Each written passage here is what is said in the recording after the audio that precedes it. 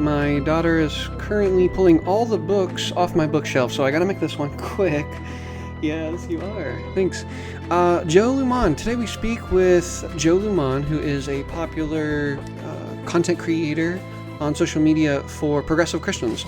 And she talks a lot about decolonizing theology and decolonizing Christianity. So it was a really fun, interesting conversation that Chris and I had with Joe.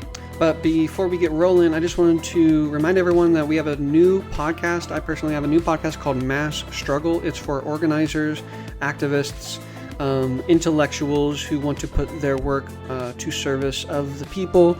And yeah, so if you're interested in organizing or revolutionary communism or learning more about Marxism, Leninism, Maoism, then check out Mass Struggle. Find it wherever you do. And if you want to continue to support this show, thanks to everyone who sends a link to a friend, leaves iTunes or Spotify ratings and reviews, or contributes a few bucks a month, either a one-time contribution through PayPal or a few bucks a month at Patreon. Okay, my friends, here's our conversation with Joe Luehmann on deconstruction or decolonization. Enjoy. Okay, well, let's get to it. We got a few really cool questions that we're going to all be bouncing off each other and offering some different perspectives. But generally, this is a really fun conversation I'm looking forward to. Joe, I've seen you have a lot of work that you're putting out, and you're really engaging decolonizing Christianity, perhaps decolonizing theology, decolonizing faith. Is that correct? Yes, that is correct. Sweet. Yeah. Well, Chris and I mean, we're all about that as well. And we're also, we talk a lot about colonialism and capitalism and imperialism on our show. So when I saw that you are really focusing a lot of your work and your energy around decolonizing Christianity in particular, I thought this would be just a really great conversation to have together. So it's going to be fun, and we might as well go ahead and dive in. So the first question, I think I actually came across it from some of your previous work, Joe, that you've done, is this question of decolonization or deconstruction, and why. Deconstruction is probably a major and primary concern amongst most of our progressive Christian friends and communities. But I think that this question of decolonization or deconstruction, which one's perhaps more important and why, is really interesting. So let's go ahead and dive in. Joe, do you want to start us off? Yeah, absolutely. Yeah, I didn't even know what deconstruction was for a long time. I then started finding people talking about deconstruction later on my own journey. But I don't think that deconstruction and decolonizing are separate things. I think that, or it's not one or the other. Instead, I believe it's one and the other. And I even add a third D, which is dismantling. And there is this, deconstruction is this important journey of asking questions to be able to bring something that you are trying to understand to the most basic level, to be able to just take it apart so that you can say, oh, okay, this is what it is. I can understand it. And even if you think about it with a machine, deconstructing a machine is literally taking it all apart so that you can understand each one of its parts. And then, you can put it together or you don't have to put it together. But it's this journey of taking things apart to understand them better. And if we're talking about faith, then it's deconstructing your faith. Why do I believe what I believe? Where are these beliefs coming from? Are they mine, or were they given to me by, my parents or society or whatever? And so that journey is an important journey to go into. And decolonizing is a different kind of thing that we all have to do. And it is taking away colonial powers. And colonization, then we have to talk about what colonization is, right? Which is the settling of colonial power, especially we're talking about land here, but it can apply to ways of thinking, to ways of behaving, to societal structures. And so it's settling, colonially settling into an indigenous land or into an indigenous people and demanding that they adopt your ways of being and telling them that this is now your land.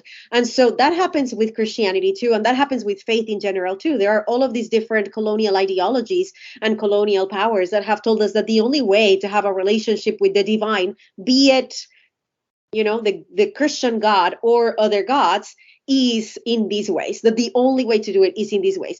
And that is the connection that Christianity, specifically Christianity, has with systems of oppression, white supremacy, capitalism, patriarchy, and Christianity has been used as a colonial power in order to push colonial ideologies and colonial systems of oppression. So when we're talking about decolonizing, we're talking about what are the ways in which Christianity has been used to as a weapon of oppression to push these ideas and these narratives. And dismantling is just taking them apart.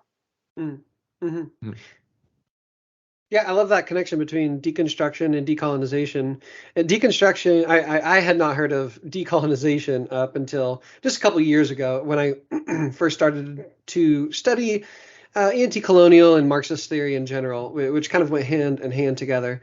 But deconstruction was, for me, for a long time, about rethinking what I think, like what the Bible is, or how I understand God, or how I understand Jesus, or myself in the world, and then paired with my, my journey of deconstructing my more right-wing fundamentalism that I grew up with towards a more, I would call, a more liberal or progressive Christianity. The deconstruction part was really focused on, again, just like beliefs and ideas, perspectives, theological perspectives, transforming their meaning. But I was also going through a political journey as well, and along the same at the same time, I was starting to think about what race is. What does it mean to be white? What is America? How does it relate to the rest of the world? What does it mean to be male and cisgendered and all these things?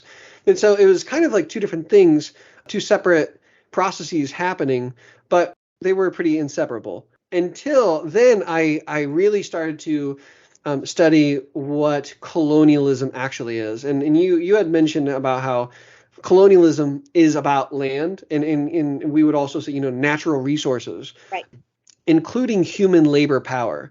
And there are different kinds of colonialism, right? There's settler colonialism. That's what we have in the United States. I'm a settler.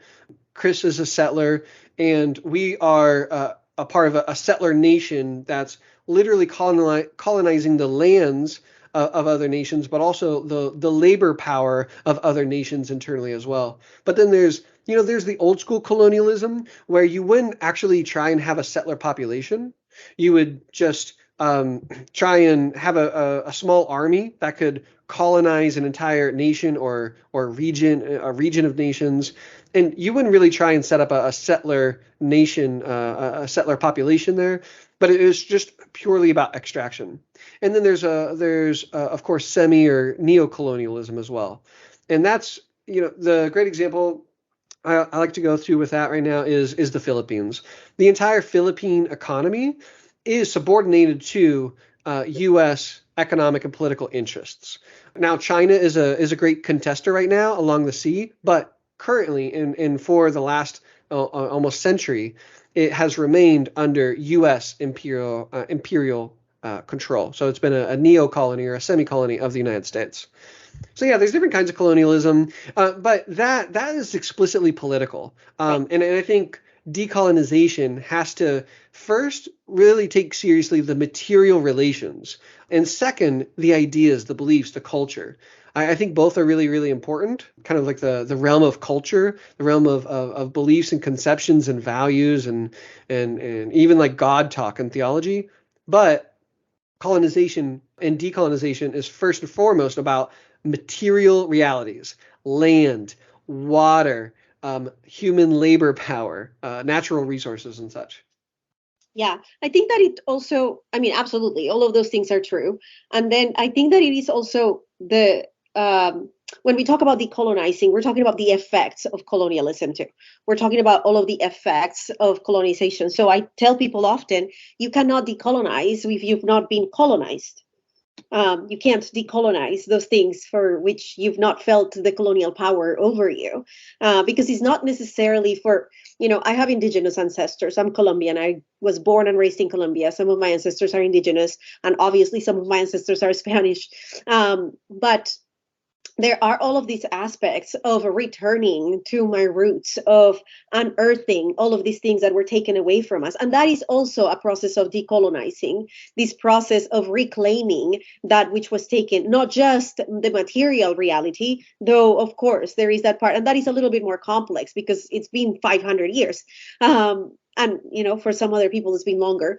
But it's also the reclaiming of who we are. Who were we outside of these colonial powers? Who were we outside of this colonial control? So decolonizing is also that journey of going back to who were we. And that's when decolonizing religion then starts making a lot of sense. Decolonizing theology starts making a lot of sense, because in the West in particular, Christian hegemony has told us, or hegemony, depending on where you are and how you say it, but has told us all that Christianity is the right religion, the only right religion, the only true religion. And decolonizing is making room for the reality that that is not accurate, that there are other ways of engaging divinity, that there have been other religions, and that they are just as valid as Christianity. And if it weren't for colonial powers, we would have them still. And we would even have books about them and narratives about them, but they were all destroyed. So there is this also reclaiming that happens inside of decolonizing. It can be, again, material reclaiming, which is happening. We're talking about land back. We're talking about ending police power is about that too. Talking about military power is about that too. But beyond that, we're also talking about ideologies. And that's why all of these things are connected, talking about LGBTQ people, talking about capitalism, talking about patriarchy, all of those, or economic systems in general and political systems, all of that, we can decolonize from all of that because they were not the ways of our ancestors at all. So I'm seeing this connection between hearing both of your responses to this question. Joe, you had a really helpful insight about deconstruction. I liked how you talked about it as taking the thing apart to see how it works, to see what it's made of, and see if you want to put it back together or not, if it's worth putting back together. So I deconstructed, but it's interesting that deconstruction in my largely white seminary, in my progressive Christian circle, didn't lead to decolonization. That came much later. And it seems like when you talk about deconstruction and dismantling, you are coupling it with this decolonization question. And I think that's one of the ways in which our kind of discourse on deconstruction that happens a lot in the West seems to fall short, because it doesn't lead people to material political struggle. It doesn't lead people to actually decolonize, even if we might find our ways to that kind of language. And maybe we use different words in our worship service, but the same people still own the stuff, still control the economy, whatever. And the other thing I think of when we use the word deconstruction is I go to the academic discipline of deconstruction.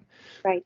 That also is, majority Euro and doesn't seem to have a legacy of like being politically effective or of actually decolonizing much of anything. They're separate things. So I appreciate how both of you have sort of like pushed these things together, deconstruction and decolonization. Yeah, I think they are because my journey was the opposite, right? I started decolonizing first. And then people were talking about deconstruction, and I was like, oh, yeah, I've been doing that. But it was decolonizing for me. It was healing for me. And that's the other thing. The reason why I believe decolonizing is a spiritual journey is because it was a spiritual journey for me. It was about healing my spiritual relationship with myself and with the things around me, with my religion. So yeah, they are to me, they are intrinsically connected, just because that was my journey too. Like, it started as a decolonizing, and then people were talking about deconstruction. I'm like, yeah, totally, they are together. Yeah. I think for me, I think there is an interrelatedness. For example, I can't come to the conclusion that the United States is a settler colony, that we have a ruling class that's just crushing our working class here, but primarily the working class or the proletariat of the rest of the world. I I just don't think we can come to that conclusion and be like, Jesus is the only way. The Bible is like the literal word of God, right? Those very, very fundamentalist perceptions of the Bible, Jesus, God, and such. So I do think there's some kind of interrelatedness, but and Joe, this is interesting because particularly as a white person, my faith journey and political journey thus far has been first people tend to deconstruct or journey in their faith away from fundamentalism, and then maybe not everyone, but some people start to ask political questions, start to think about, wait, actually, I do have a embedded political ideology, this set of assumptions about what is and what isn't in the world, what should and what shouldn't be in the world, in terms of class, race, gender, sexuality, right? Who should own the means of the ability to basically like drone the hell out of another nation, right? And America says we should, right? We're the moral country. We're the leaders in everything. Praise God. Praise God. But listen, all of that, where does that come from? Exactly. Yeah. So I do think there's a distinct difference, and one is consciously political, and not just kind of any kind of political ideology, but decolonization assumes a materialist analysis. We're saying, no, there's a particular nation, and this is the body of a nation, and it has a historical relation to these other nations. In particular, we're using the example of the United States because that's where we are right now.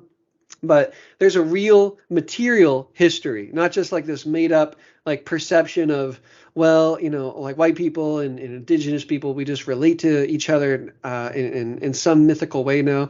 No, there's like a real material history, and these are indigenous lands, and the bulk of our production here in the U.S. is produced not by white working class labor, but by Black and Latin and Asian working class labor, while some white people are in the working class as well. So yeah, it's like it's more materialist, I think, which is really important to me, and it's consciously political, as opposed to, I think, deconstruction without like political consciousness, without, I would say, more materialist more materialist consciousness is really it's really actually not that important to me.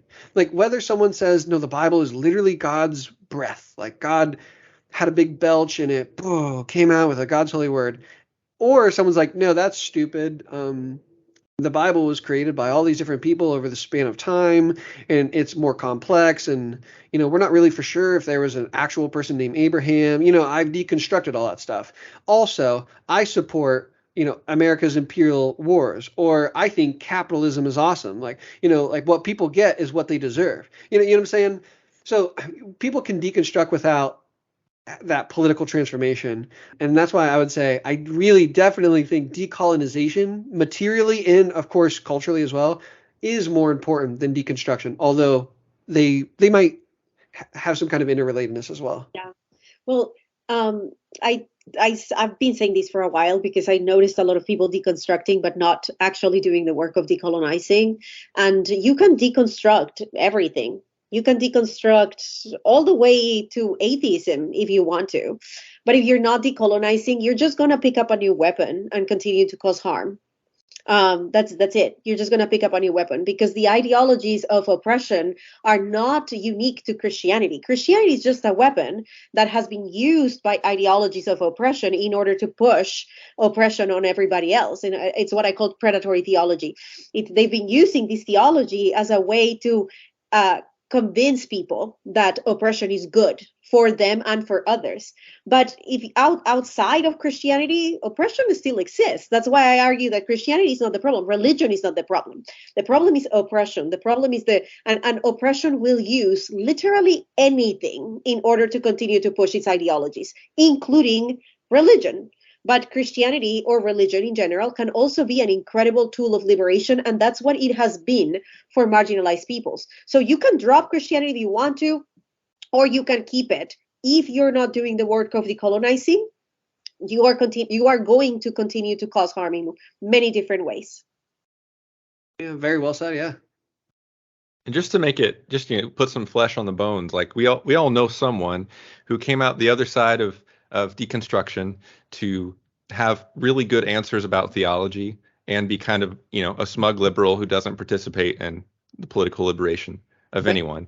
And also some of the churches in my city that seem to be doing the most radical work are not churches that I would theologically align with. God is he, the Bible is infallible, things like that. And yet they have a robust prison reentry program or something, while my progressive liberal church has a hard time doing much of anything. So it's interesting. Our political and our theological assertions don't necessarily always connect the ways in which you might think they would. Yeah. So it makes this question more complex. Yeah. And how do we know who's really deconstructed effectively and who's really decolonizing? Right. Anyway. I was having a conversation with someone because they were asking me, why are you still a Christian? Like, knowing all the things that you know, because I've studied way too much history. And honestly, Christianity has been used as a weapon of oppression, as a weapon of terror. Like, since terrorist is appropriate. Absolutely. Chris and I get that question all the time. Like, how could you be a Christian? I'm like, God, I got to answer this question again. All right. And I explain it over and over again, but I was having a conversation with some Jewish friends and some Muslim friends. And for them, your religion is not something that you can pick up and drop. It's part of who you are. It's part of your identity. And I was thinking about that, like, some aspects of Christianity, so many beautiful aspects of Christianity are just a part of me. They are embedded in who I am. They have been a part of my healing and my wholeness. They are a part of the relationship that I have with myself. They are so woven through my history, through my own personal history, that I cannot just drop it. That is a colonial mindset. This idea that, religion, I just drop it and it's gone. Well, that means that it was never yours to begin with, and that sounds Calvinist, but I'm not talking about Calvinism. I'm talking about this reality that if it's so easy for you to drop it, perhaps it wasn't yours, and that's fine. That's absolutely fine. And I was talking to my Jewish friend, and she said to me, because they are all convinced that I'm Jewish inside, which is probably true. But she said, if your soul belongs to Sinai, you will be at Sinai. And this idea that these spiritualities, these religions are not it's not an ideology that you align with, but instead is a part of where your soul belongs.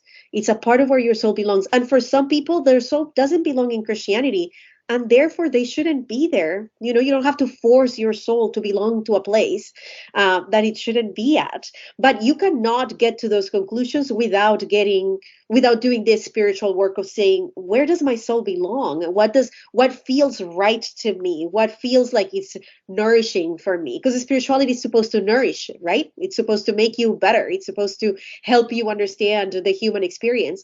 And so if it doesn't nourish you, let it go. But it doesn't mean that those who don't let it go are less than or are not doing the work. Or because I get a lot of atheists that are like, oh, you'll evolve into atheism. And I'm like, good luck with that.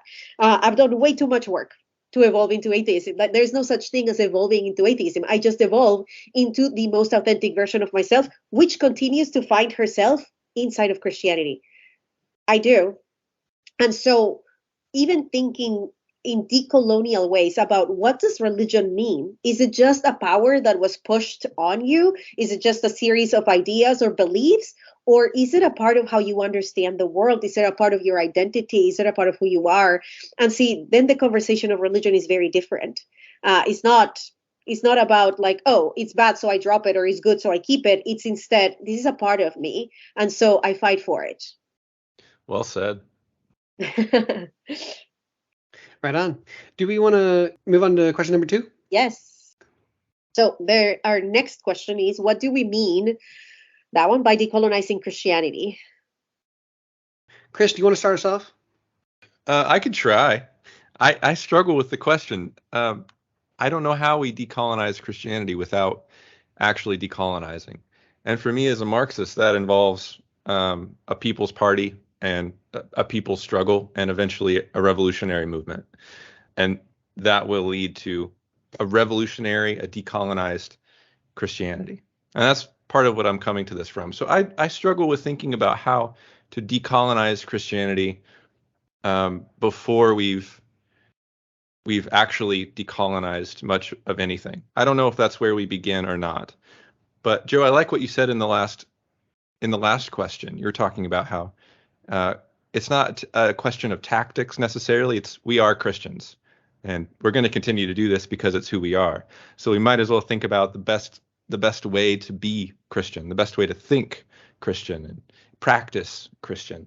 But as far as decolonizing, I don't know what that means apart from actually decolonizing and seizing land. And that's part of why I'm a Marxist. So, Yeah. For me, decolonizing Christianity required what people would call instead deconstruction, which was going back to where does Christianity come from? What would it look like to know Christianity outside of power, without power, looking at it from the margins?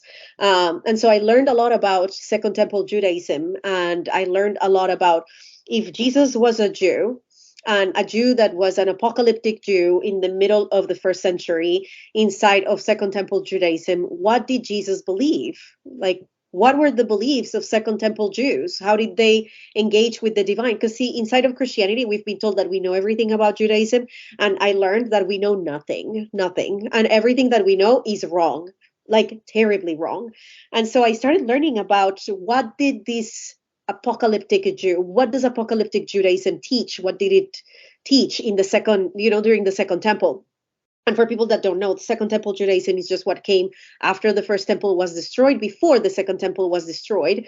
And so Second Temple Judaism doesn't even exist anymore. So you have to read about it. And it was learning about all of that and learning about how Christianity doesn't make sense if it's read or studied or understood from privilege. Jesus was talking from the margins to the margins intentionally. And in all of the ways in which Jesus was privileged, he intentionally would move to the margins. He intentionally would resist power. He was not interested in power whatsoever. And so seeing the dynamics of this religion is about the marginalized. This religion is about equality, and it's about liberation. It's about ensuring that those people that have been oppressed by empires, in Jesus's case, the Roman Empire. In our case, I call the United States the empire, but there are other empires for sure. So what does it look like to stand with people that are oppressed by the empires? And what does it look like to create a better world for them? Because that's what Christianity was all about. How can we create a better world? How can we survive this empire together? How can we do better together? And this reimagining of power and of structures and of relationships. And that changed my relationship with myself, with my children, with my husband, with church. Because the way in which Jesus related to others is so different than the ways that we relate to people today and here in this capitalistic, very supremacist, like obsessed with supremacy culture. And then I had to start finding all of the ways that I was complicit in oppression. We all are complicit in oppression, all of us. And so I started figuring out what is my complicity in oppression as a woman of color, as an immigrant in the United States, as a person who is on the lower tiers, economic lower tiers of society. Where is my power, and how can I use it to stand with the marginalized? And I realized that being a Christian alone is a privilege. I am privileged in the United States because I am a Christian. And so you'll see me fighting with Christians so that they stop causing harm. And it's what Jesus did, right? You never see him fighting with Romans or Greek people about Greek theology or Roman theology. He fought with Jewish people. And by fight, I mean he had arguments, which is very common inside of Judaism. He was having arguments with Jewish people saying, how does this even make the world better? Why are you doing this? And so I do the same thing. So to me, decolonizing what was this journey of, if I say that I'm a Christian and I follow this Jesus, who we say is the Christ, what does that mean? What did he believe? What did it look like from the things that we have from him and from the things that we have from Second Temple Judaism? What was the purpose? What was the goal of this faith that they had? And I started doing that, and then forgetting all of the ways that white European men in power told me I needed to do my faith, right? Because the faith that they gave me was a faith that was performed. You perform your faith by doing these 17 things.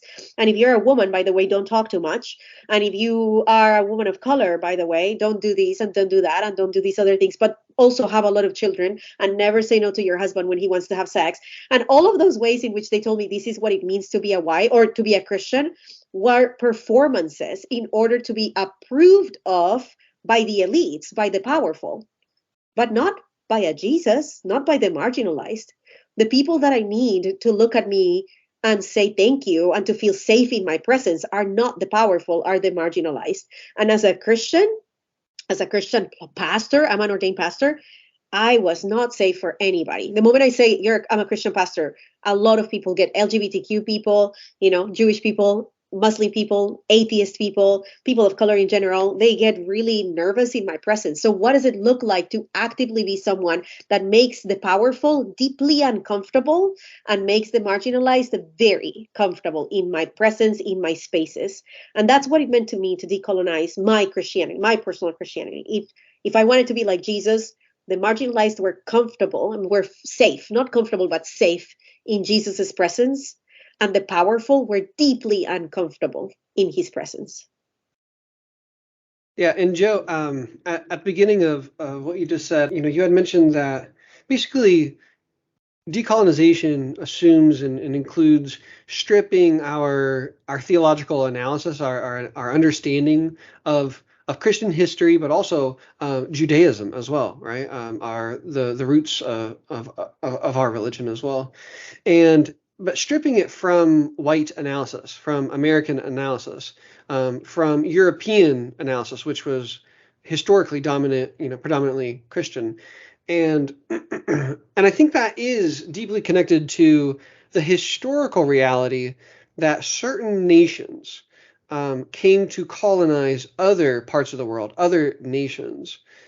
And so for me, like when I talk about like Christianity is colonized, I mean like it's colonized in the sense that Christianity materially serves real colonial interests. Colonialism isn't something that just happened 500 years ago.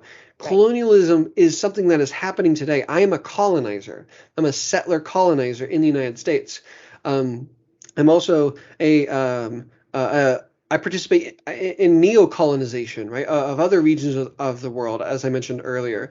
And I think that just the idea, colonialism or decolonizing, it's not a metaphor. We're not just like throwing this out as a catchphrase or a new genre for a bunch of people to to write a bunch of books on and have like a bunch of podcasts on, right? We're not just trying to create random words that aren't connected to history. We're talking about real colonization that persists today and that we're all, whether we like it or not, embedded in it. And so, Joe, you also, I think, mentioned earlier about how decolonization will mean different things, whether you're a colonizer or the colonized. I think you mentioned something like that. And I think that's really important that for us here in the United States, we are the masses are told to be blind to our colonial relations here. We're not a settler colony. We're the greatest democracy that's ever existed. We're at peace now with like white people, black people, indigenous. I mean, let's just all go to church together, hold hands, and sing Kumbaya. The land belongs to America, and it's the land of the free. Okay, there's some bad edges to it, but we're really progressive. We had our first black president 8 years ago. We have a black female vice president now. I mean, we're literally just like the city on a hill. So colonialism doesn't exist, right, to the masses of Americans, and that's part of the reason why this conversation is so important. But I think it's really interesting and really important for white Christians, white American Christians, as settler colonizers, to engage decolonizing Christianity, but in light of the historical colonialism, differently from, say, black churches will, or indigenous churches will, right? Other colonized communities who are predominantly, say, black, Latin, Asian, correct?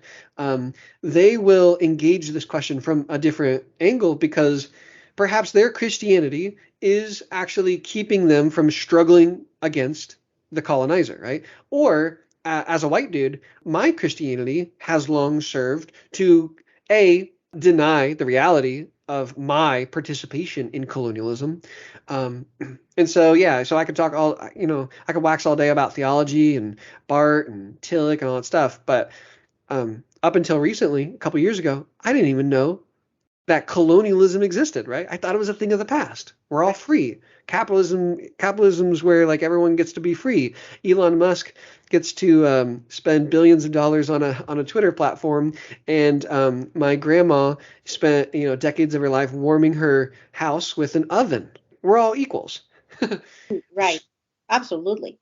But you know what? Now that you mentioned that, you made me think of the different theology. Because see, when people think about Christianity, especially people that are very embedded in white expressions of Christianity, they don't realize that there are actual theologies that have existed for always that come from the margins.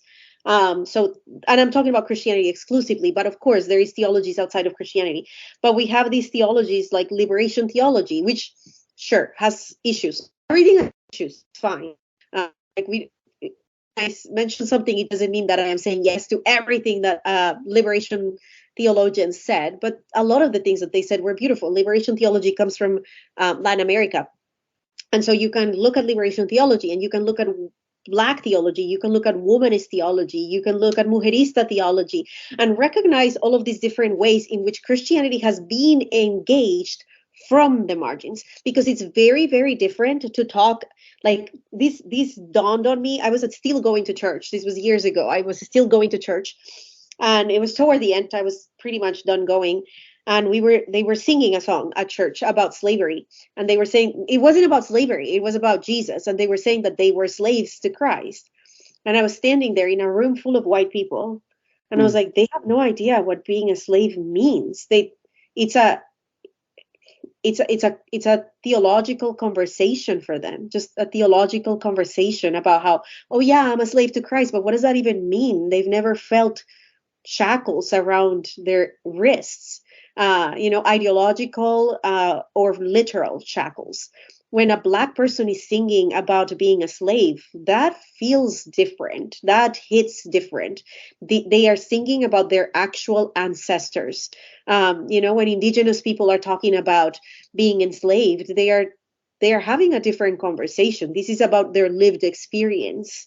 And so even in that, a theology that comes from your lived experience, a theology that is rooted in your absolute reality. I was having a conversation with my friend Jameis III, who is a trans man, and they were telling me my theology. I'm not a religious person because I think it's so important for my family to accept me, or I think it's so important for me to have all of these very important philosophical conversations over a coffee or a whiskey, whatever your theology allows. But I am a theologian and I am a religious person because it saved my life. Because knowing that I am made in the image of the divine as a trans man saved my literal life. It was important for me to find myself in the divine, for me to be able to survive systems of oppression that tell me that I don't get to exist. When you're talking about theology that comes from there, that comes from I crawled my way out of a literal hell, and theology helped me crawl out of hell, you're having a very different conversation. That's someone that is like, you know what, we were sitting down and we were having a conversation and we thought, yeah, original sin sounds like a great idea. That's different. So I love theologies that are rooted in people's real lived experience. That's what I talk when I talk about liberation. I'm sorry, when I talk about theology from the margins, that's what it is. These helped me survive the literal hell that systems of oppression have created in my life. Not this ensured that my family is still talking to me. Yeah, and Joe, historical materialism is basically like the Marxist conception of history. It's how we analyze, understand history, and helps us. It gives us a lens for how we think societies can be transformed. First of all, how they actually operate together, and then what needs to happen to transform them.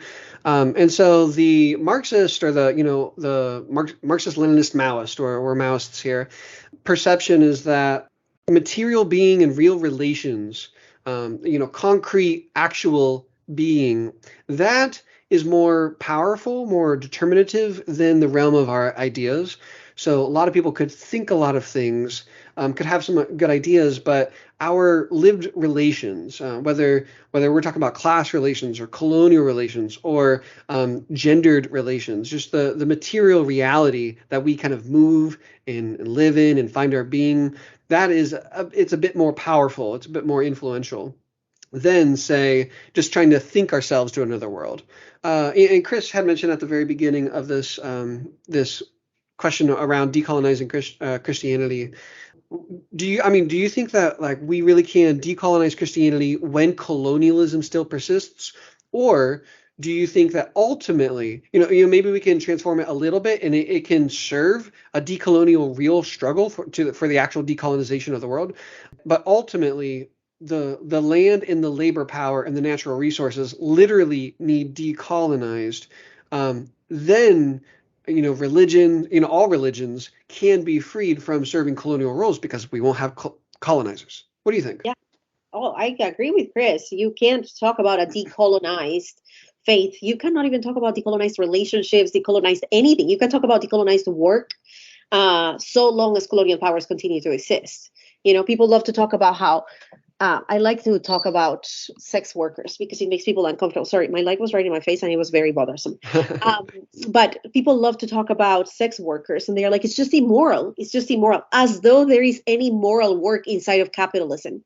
As though any of us are not participating in very immoral things by participating because we have to in capitalism. I love chocolate. It's obsessive. It's not good. It's problematic. I need to work on that, but I don't care. Most of the chocolate that I buy, because it's the only chocolate that I can afford, is chocolate that was made by children who are being enslaved in Africa to ensure that we can get chocolate at cheaper prices and that some people like Nestle and all of these Mars and Hershey's can become absolute millionaires. So even in my buying of chocolate, I am participating in oppression. So yeah, there is no decolonizing until we have decolonized our society, until we're living in a decolonized society. And I believe that religion, because see, I don't like this idea that religion is just this like Sunday thing. Is what we were talking about, this performance thing. But religion should move you to action. Your faith, your belief system should move you to action. And what is that action that is moving you toward? Is it moving you toward more oppression, more supremacy? Because see, the belief that Christianity is the best religion and everybody should be a Christian is no different than believing that white people are better than others and everybody should behave like white people. It's the same ideology, just with a different supremacy, right? And so what does it look like for our religion to move us toward decolonizing, to move us toward ending oppression? Because for too many people, for too many Christians, let me be more specific. For too many Christians, the religion is about how can we ensure that people make it to this heaven that they don't even believe in? And so long as you're concerned about making it to a heaven once you die, or ensuring that people make it to this heaven once they die, and not creating heaven here and now, then you don't care about heaven here and now. You don't care that this is a hell. You can wash your hands and say, well, we live in a sinful world, as though Jesus even did that, as though Jesus didn't do something different.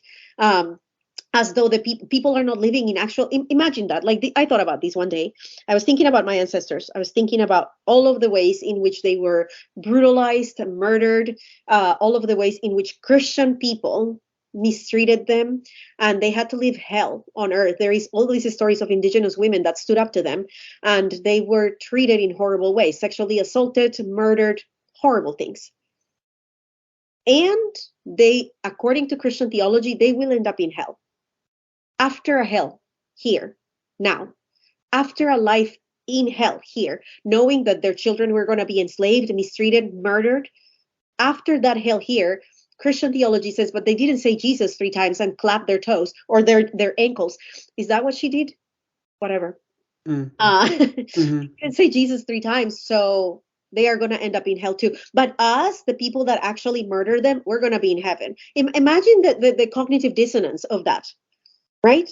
So Yeah. what is our faith onto? Is it onto creating heaven here or now? Because see, I cannot control what happens after I die, but I can absolutely control what happens here and now. And if my faith is not moving me toward ending colonization of all types, physical and literal and ideological, then it is aiding colonization. It is aiding it in some way. I want to point out something that I've heard from both of you in this question that I think is pretty interesting.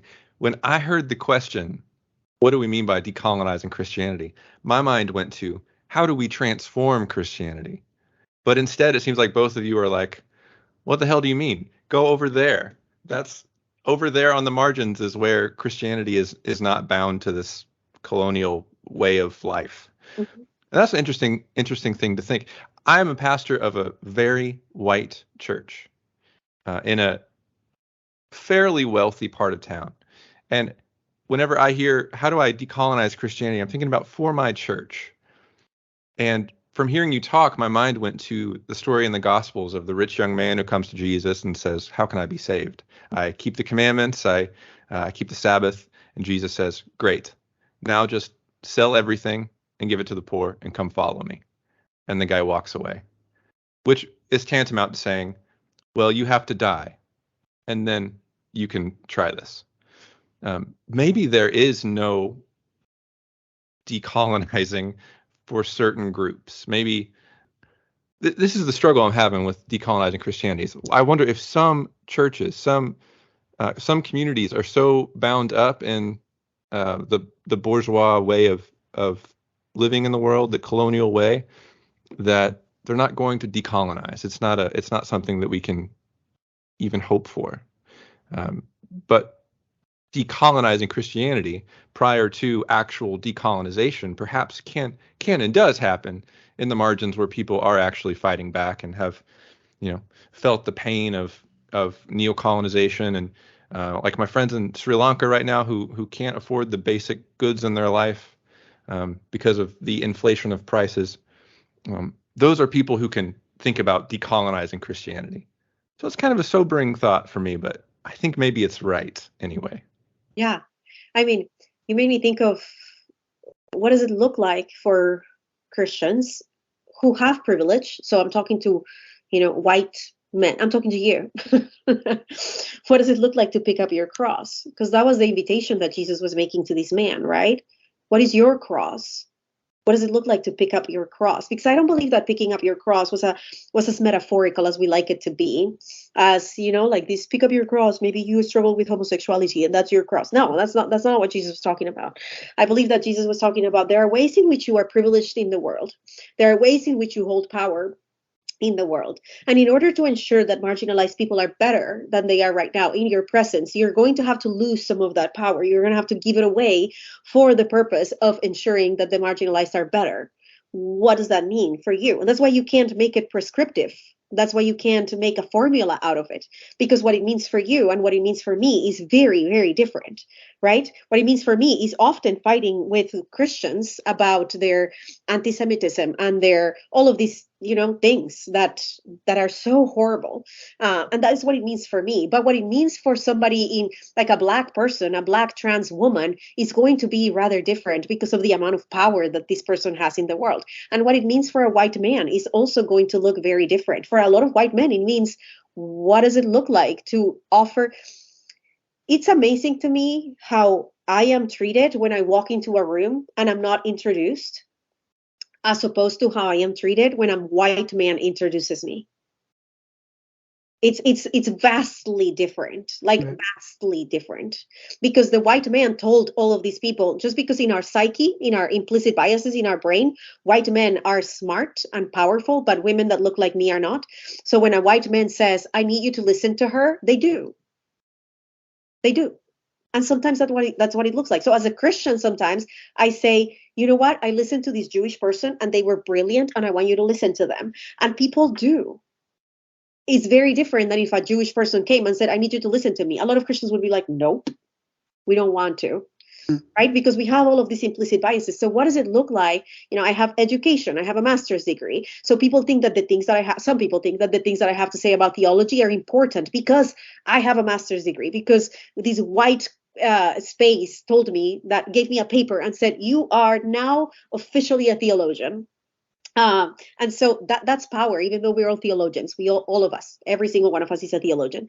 And so what does it, to me, then it means I have to consider the ways in which I have power in the world. And what does it look like to pick up my cross? It means to divest from that power intentionally, without putting my life at risk, or maybe sometimes even putting my life at risk. I mean, the man was crucified, right? So what does it look like to divest from power to ensure that the marginalized have a different life?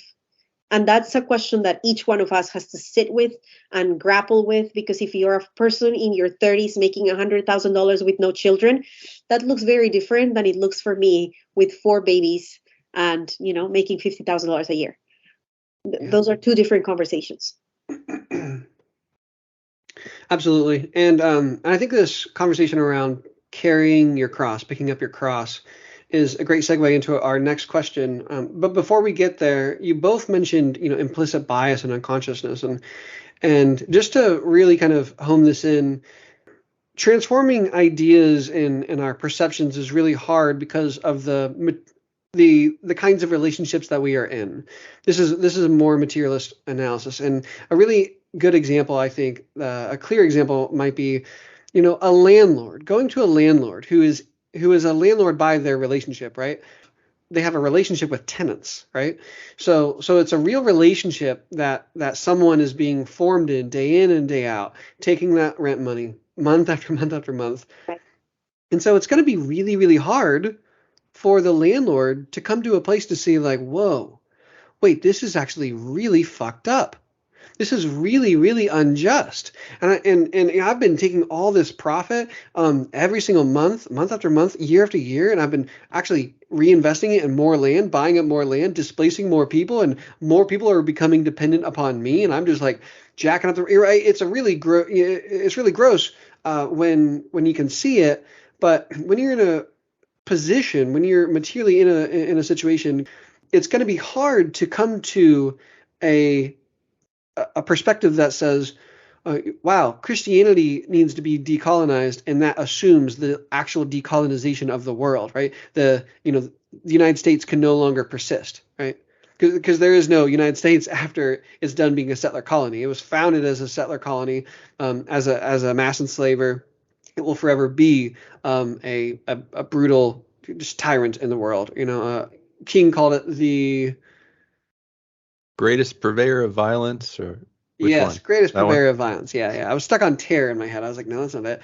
Yeah. So all that to say is our material positions really do help reproduce our perspectives and are embedded, even if we're not conscious of them.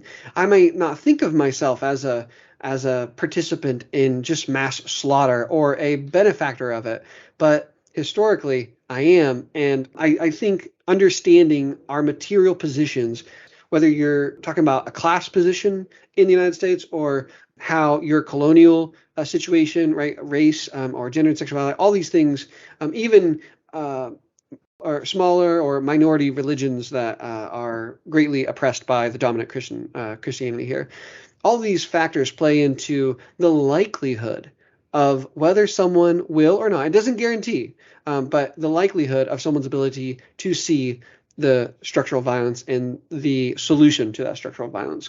So if we could, let's go ahead and move on. Joe, you were talking about the necessity of carrying the cross, which I think that really speaks to question 3. Mm-hmm.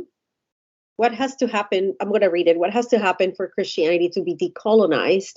What's our strategy for achieving that goal? Yeah, because we don't want to just talk about it tonight. We don't want to just talk about decolonizing Christianity. This is not an individualist like badge of honor.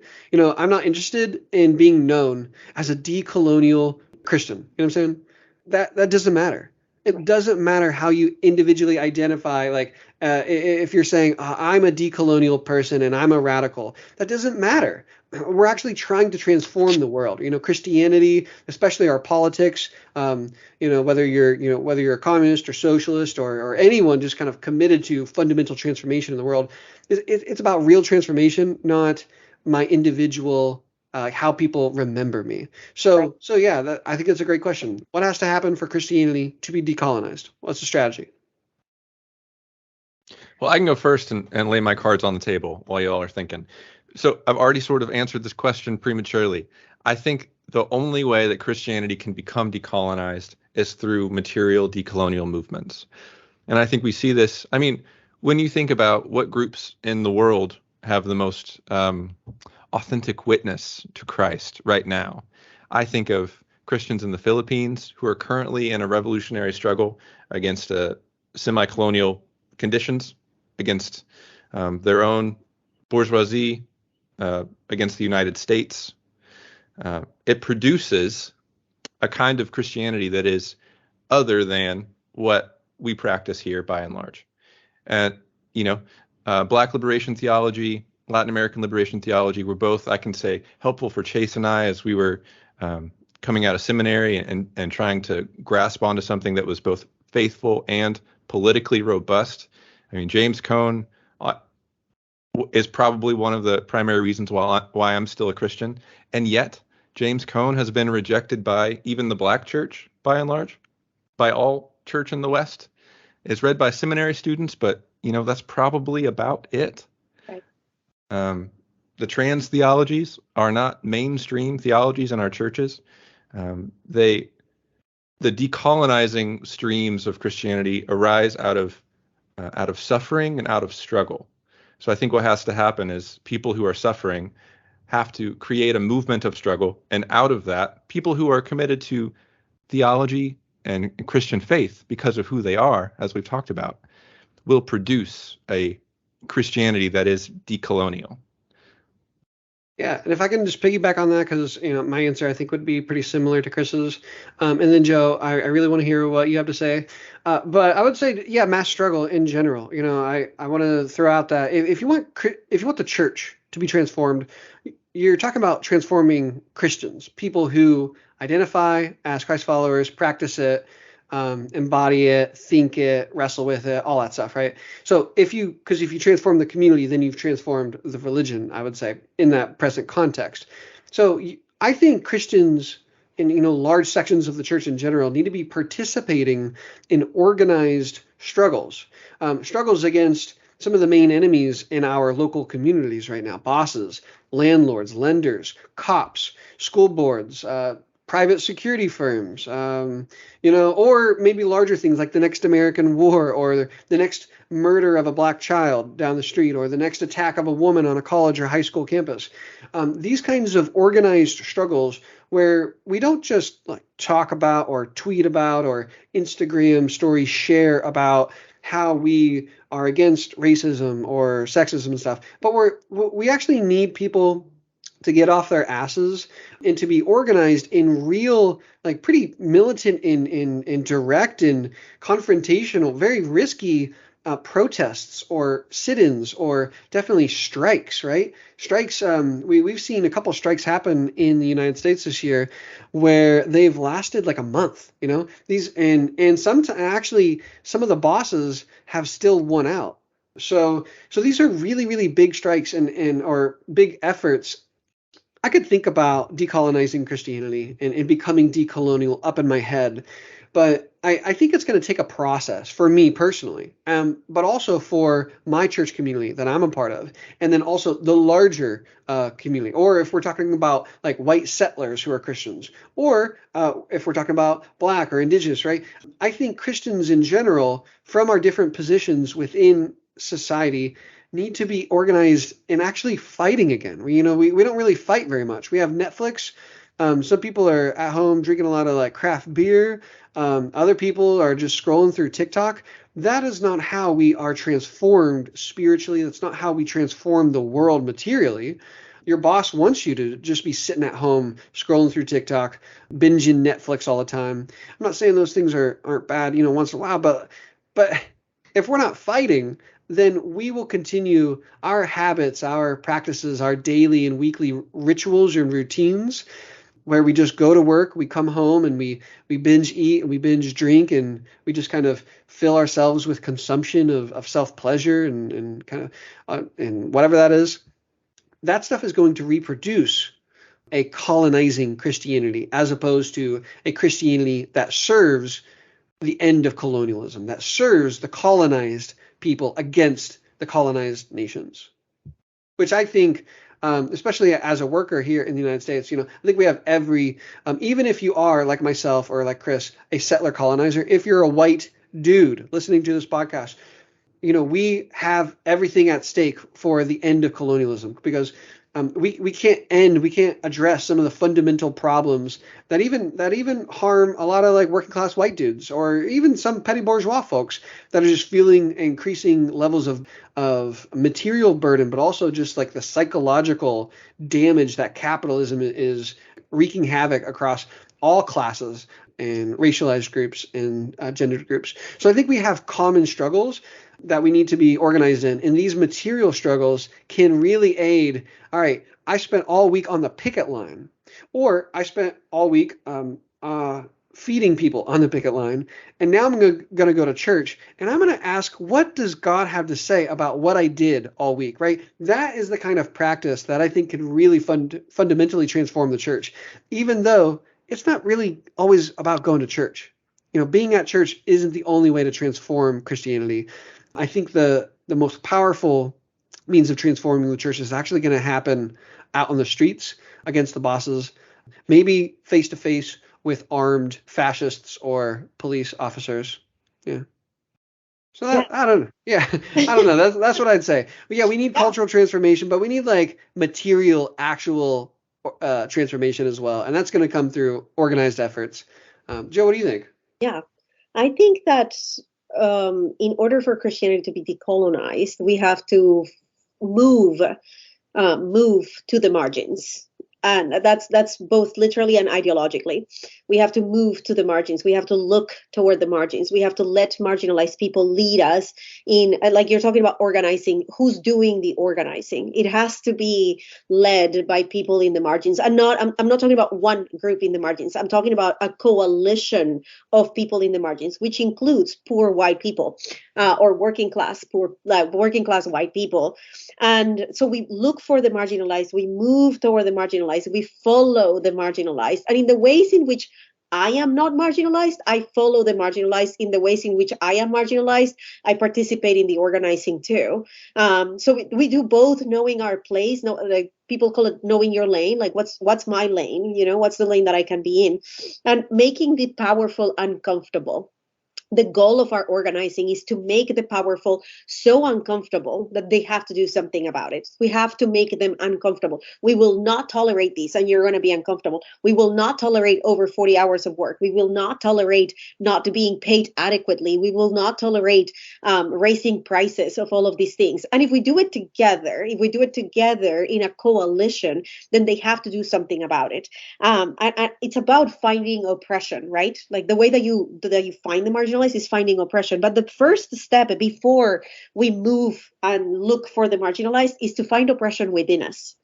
And the problem is that people too eagerly, in a good way, it's a good thing that they are so eager to move toward the marginalized before ever finding oppression within them. And if you have not been doing the work of finding oppression within you, when you move toward the marginalized, you're a weapon amongst them.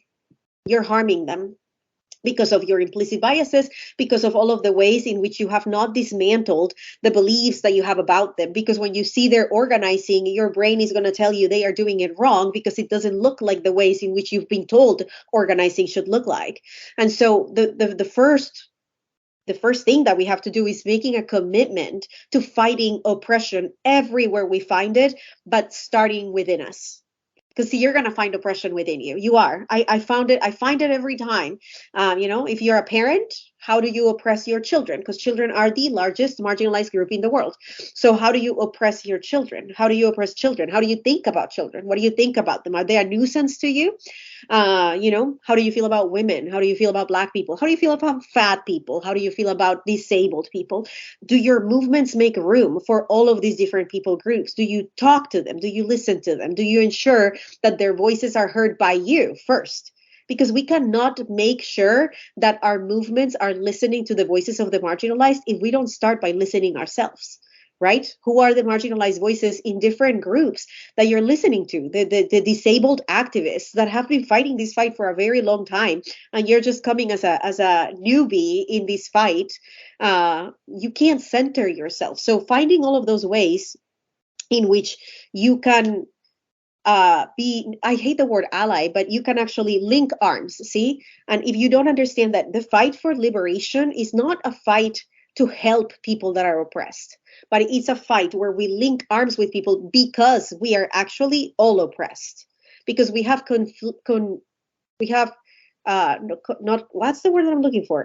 Confused. We have confused liberation with privilege, and we think that people that have privilege are liberated, when in reality they just have more access to things that make them think that they are not oppressed. Because if you have money, you can appease the oppression of the world.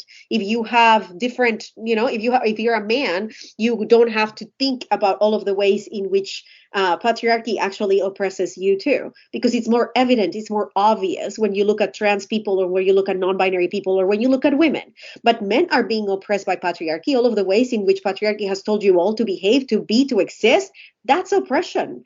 The fact that you cannot be feminine, the fact that you cannot explore your feminine side, that your emotions are demonized, all of that is oppression. And so when you join the fight against patriarchy, you're not doing me a favor. It's not a favor that you do to women. It's not a favor that we do to non-binary people. It's a struggle that we join. I'm going to link arms with you, and I'm going to stop your oppression because it also stops mine. And understanding that that's the case for all oppression. Capitalism is the same. White supremacy is the same. White supremacy doesn't make white people better. In my opinion, it makes them develop a lot of, this is going to sound really harsh, and I hope that people can understand what I'm saying. It makes them develop a lot of different, what's the word? I'll say like, hey, white people can be fucked up. So. No, they are. But there's a specific word that I'm looking for. Antisocial personality disorders. White supremacy makes the privileged amongst us, the most privileged amongst us, which means white, wealthy, develop antisocial personality disorders. And look at it, look at the history. White people quite literally would use black babies in order to lure crocodiles so that they could kill the crocodiles and sell the skin of the crocodiles. They used black babies as bait. These black babies died. That is only done by sociopaths. That's sociopathic behavior. White supremacy is a mental disorder, and I don't say that lightly. I really don't.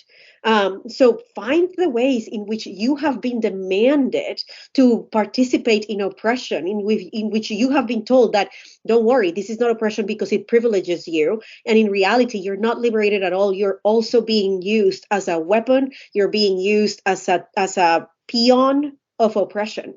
And so how can we use our privilege for the purpose of liberating everyone, including ourselves? That's what my friend Dr. Robin Henderson Espinosa calls composting supremacy. It's not about just dismantling, I hate white supremacy, but it's, you know what?